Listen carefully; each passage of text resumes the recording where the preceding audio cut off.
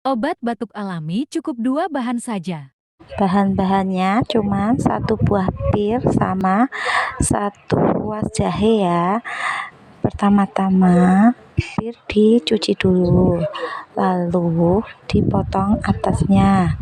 Setelah itu dibuat lubang atau kerokan seperti di video ya bun. Setelah itu kita kupas jahe sampai bersih, terus nanti dipotong tipis-tipis.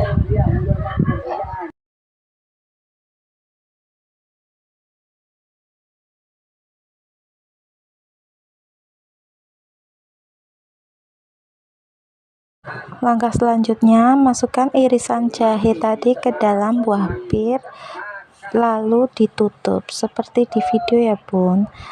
Sebelumnya kita siapkan panci kukusan untuk mengukus buah pir.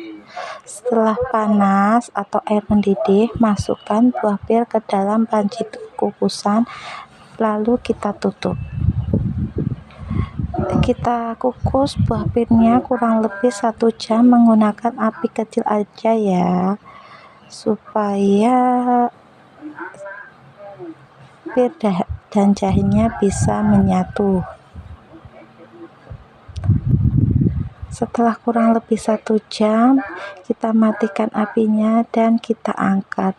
Dan tada, hasil kukusan buah pir dan jahe. Semoga bermanfaat.